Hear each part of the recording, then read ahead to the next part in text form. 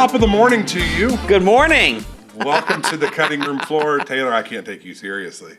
We can't have you don't think I can wear this for the whole half hour? As we talk about God's grace, evil, suffering, pain. If we had a big bowl of Lucky Charms right here, that would... Listen, Lucky Charms is a top 5 cereal. That's my hot take. I'm with you on that one. It's good. I'm not with you on the hat, though.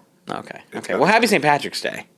Happy St. Patrick's Day. The hat's got to go. I was moonlighting as the leprechaun earlier at Small Wonders Preschool. Terrorizing children at Small Wonders. Yeah, so I brought my hat over here. Let me take this off. Appreciate that. Man. Now put it back on. No. Got my head warm. There are days. Well, hey, we were in week 2. Yes. Of Beyond Belief. Yes. And we talked about a story that's a little unbelievable. Right. So you were up at the Cape campus. Pastor West was at our central campus, and I was over at the shore. So there was a little swapping happening. All there. shuffling around a little bit. A little shuffle happening, but what a killer story to preach. I don't think I've ever preached it during Lent before. No, I don't think I can't recall that I have either. And it was a neat angle on it, to think about it in this season. Yeah. Especially some of the stuff we got to dive into was, I think, a little different than what we normally have heard this preached on before, So just kind of recap the scripture for us, where we were at with the story in Mark 5. Yeah, so the story goes, Jesus and his followers, they cross a lake, they get off in a region called the Gerasenes, and that's significant. Mm-hmm. So he gets off there and he encounters a man who is living in essentially a graveyard in these burial caves, and he's possessed by an evil spirit. And it kind of talks about the despair, the pain that he's living in. Yeah. It talks about the physical pain of him cutting himself in shackles, the social pain of he's isolated from others, the mental and emotional pain of that word that's used of no one could tame him. That's like a word relegated to wild animals. Mm-hmm. So there's that piece. There's the spiritual pain he's in of being possessed. This guy's struggling. He's suffering. And so Jesus comes to him, and when the man sees Jesus, when the evil spirit that's within him sees Jesus, he ends up bowing low before him, and then the spirit begs Jesus to not interfere with him. Right. And then Jesus asks the spirit's name, and it says Legion, which indicates there's a lot of them, an army of them. And so Jesus commands the spirit to leave, and the spirit begs for its fate. It says, well, can I please go in this herd of pigs over here? So it says Jesus gave them permission, which I love. Gives them permission. They go into the pigs. They fall off the cliff. I joked, moment of silence for the bacon that was encountered that day. I said Rib City, here we come. Rib City, I said Mission Barbecue, here we come. Gosh, and I lost everybody. Yep. All their minds were on lunch at that point. Yep, I said Mission Barbecue, here we come. So then they go to the pigs, and then the story has so many unbelievable things. Like the condition of the man's unbelievable. What Jesus does is unbelievable. 2,000 pigs hurtling over a cliff is unbelievable. Mm-hmm. And then watching what happens after. So then the man is sitting, he's perfectly sane, in sound mind, and the people are afraid of him because he was of not sound mind for so long, which is just fascinating, right? Finish the story, then we'll go back there. Yeah. It's just fascinating. And then the very end, there's this beautiful moment where the guy wants to go with Jesus. Like he wants to go be a disciple of Jesus with him, going with him, following him. But Jesus gives him other instructions.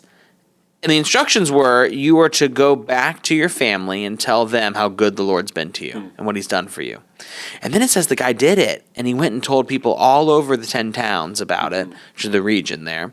And the people were amazed. It's just kind of unbelievable story of this guy ends up becoming, a witness to what Jesus did.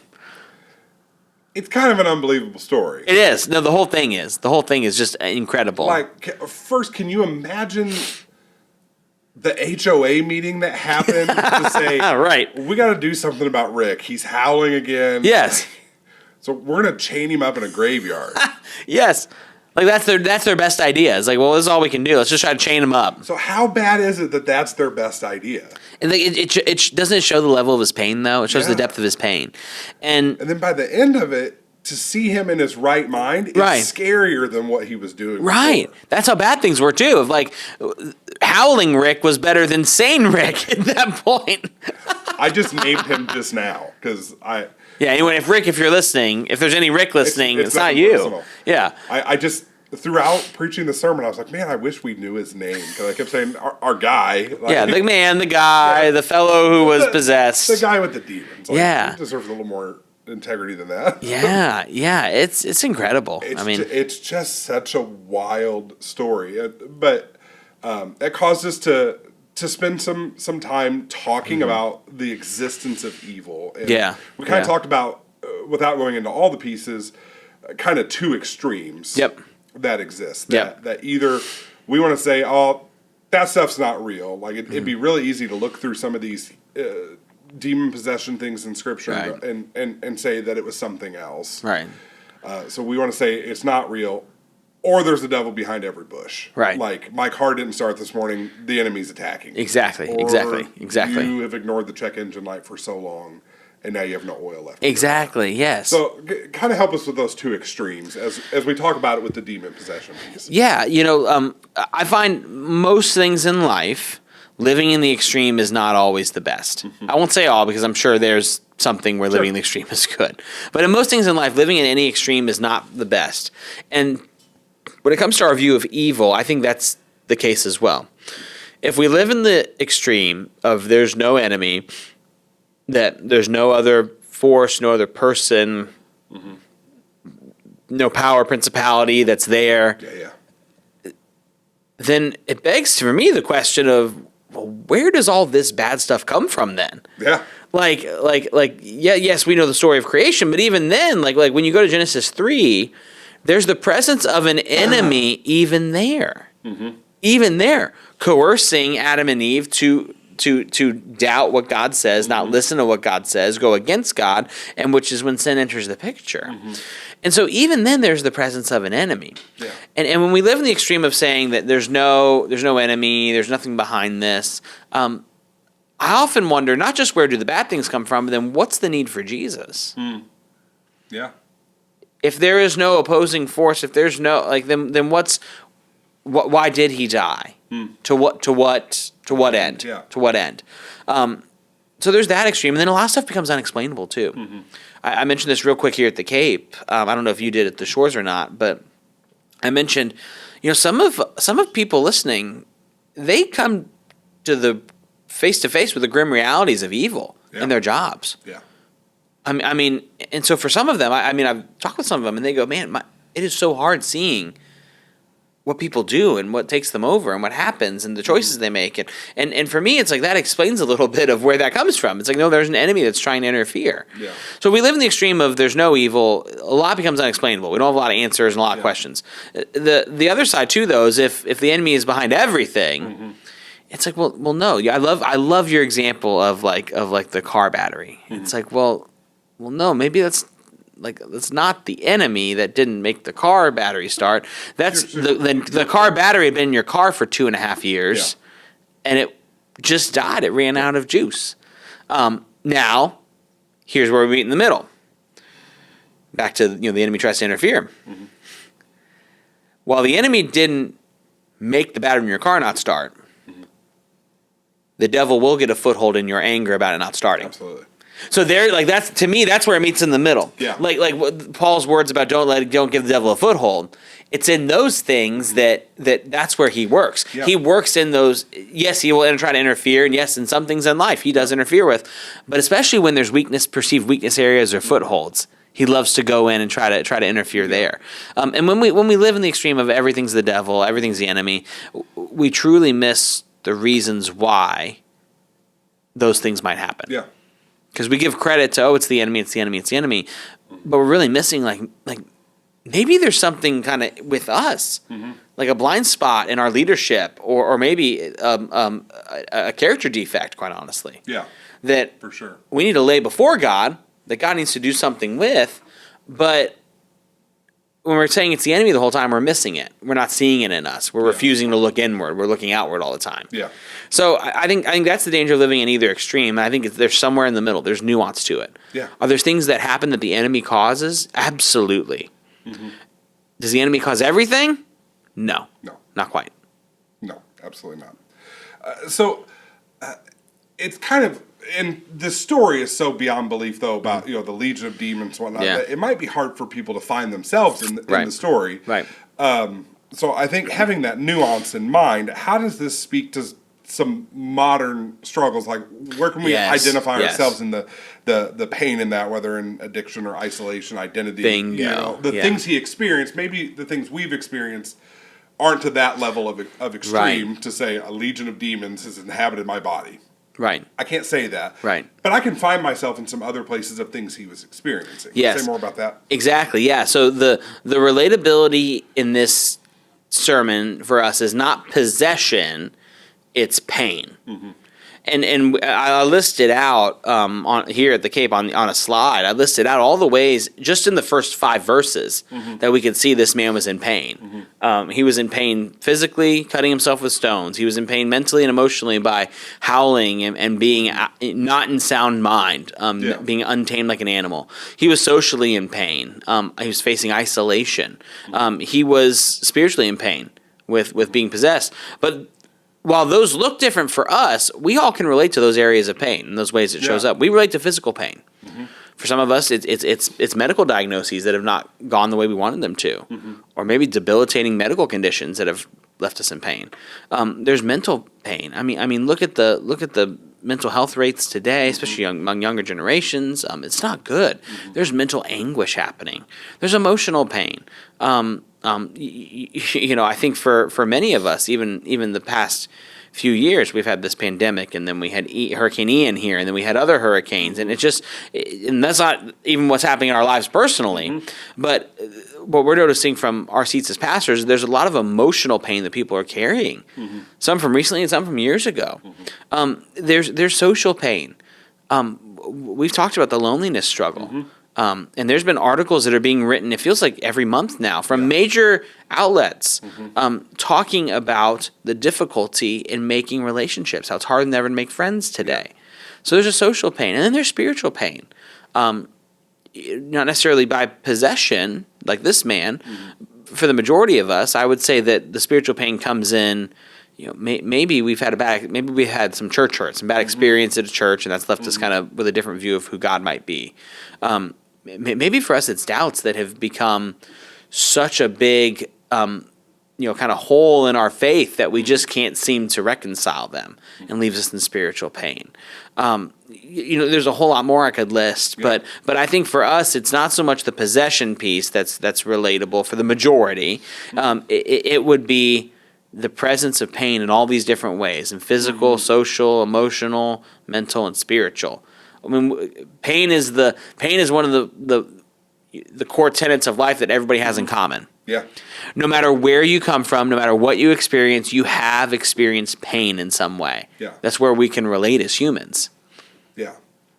So if pain is that thing that we all have in common and we can identify in the story, why is it so hard for us to name and surrender that pain? Yeah.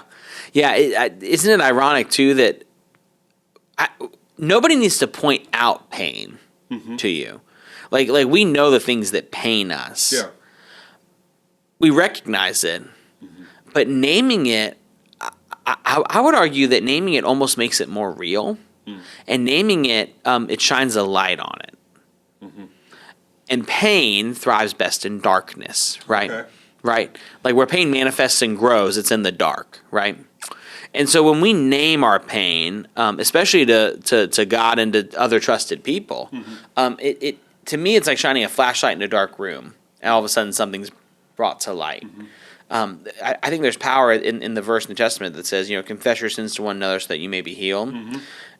And this, I think this was Francis Chan that had a sermon on not that specific verse, but this idea of like sometimes in the Bible we try to like make things too figurative when we just need to take them literally. Yeah. And so he had this whole thing about how when Jesus talks about feeding those, it's feed my sheep, that kind of a thing, or like Francis Chan was like, we like take that metaphor and make it, and he's like, one day I decided to do it. I decided to literally take that literally, and here's how God met me in it. Yeah.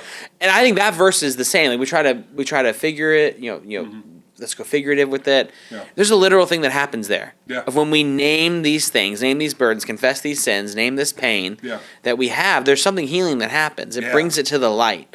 And I think that's that's why it's hard for us to name the pain.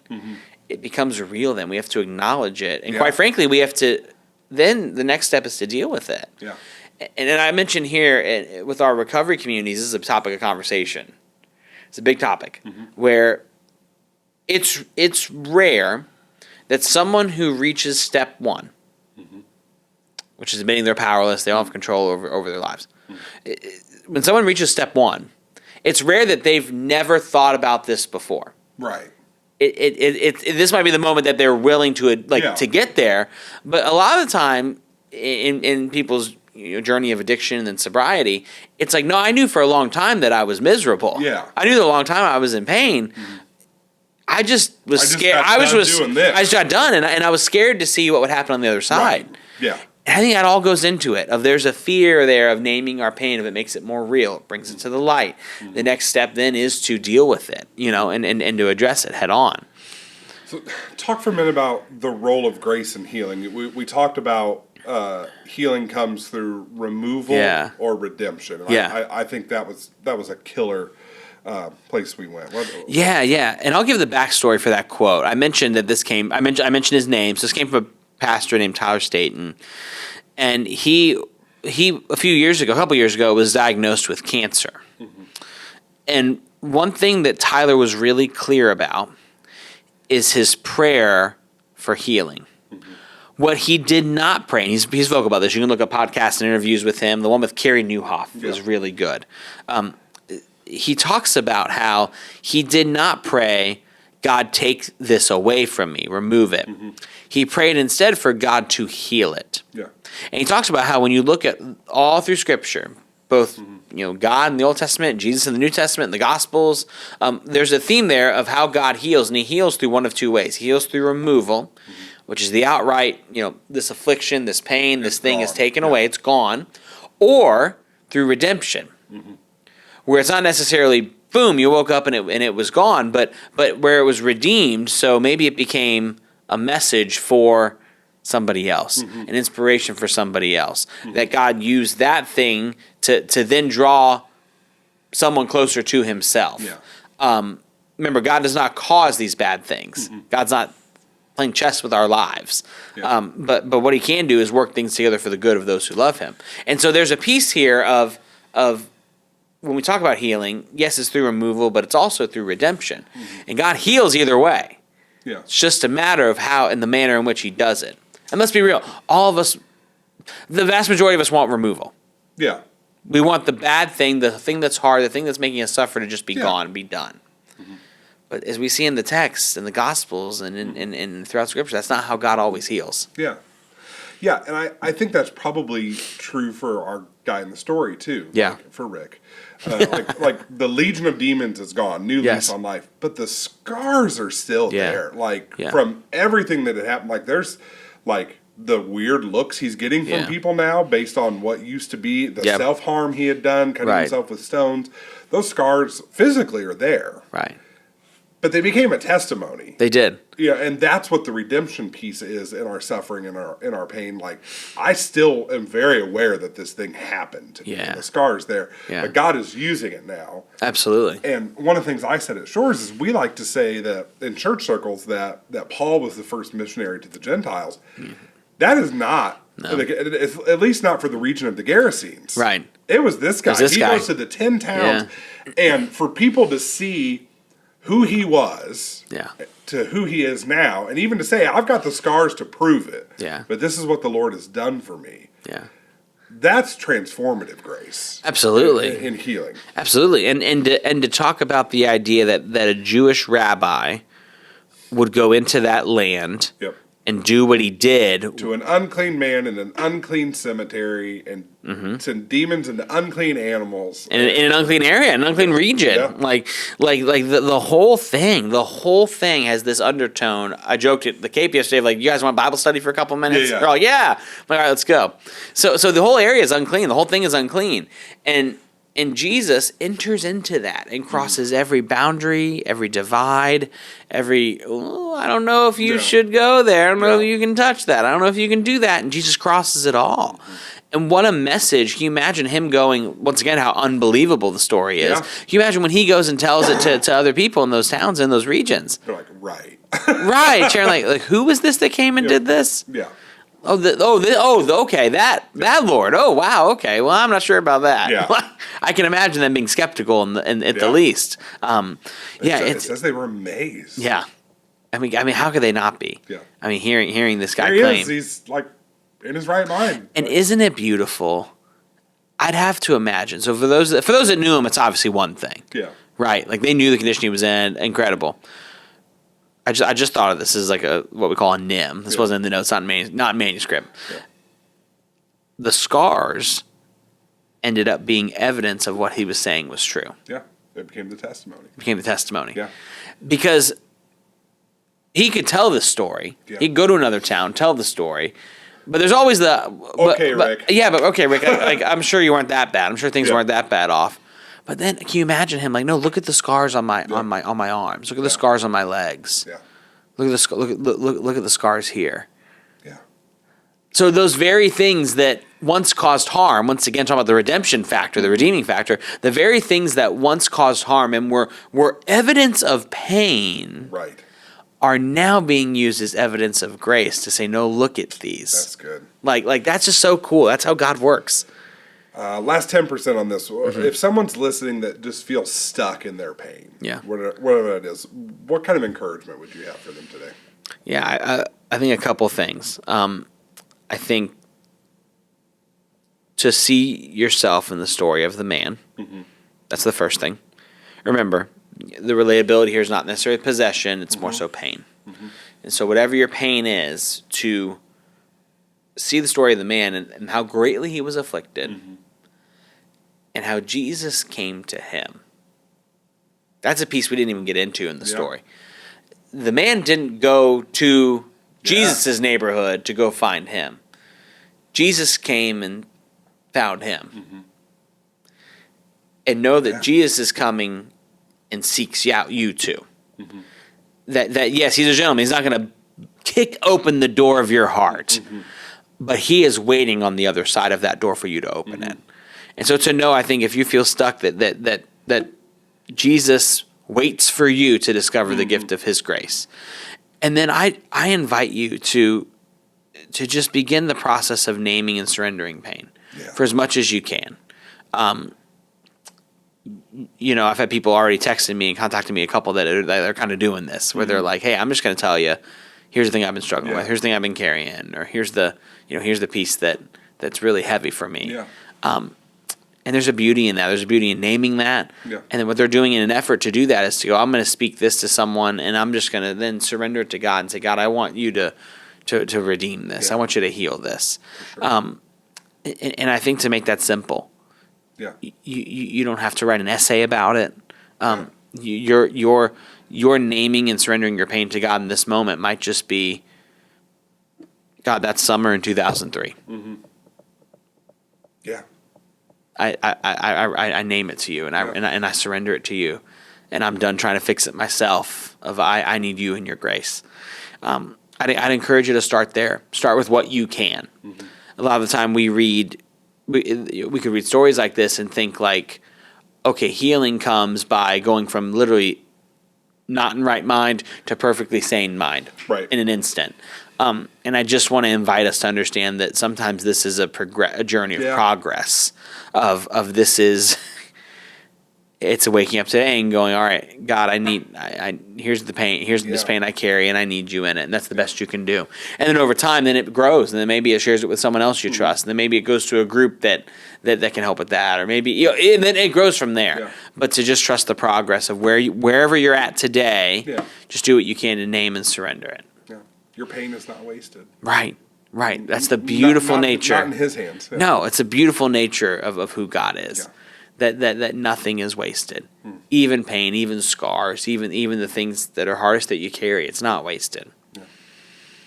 And we hope you remember that. Yeah. And that God's grace is for you. He's with you. Your pain is not wasted. Yeah. So thanks for joining us today on the cutting room floor. We'll be back next week with another Beyond Belief story. And whether you are celebrating St. Patrick's Day or spring breaking or here comes the hat, again for the exit. Here we go. Oh, boy. All right, here we go.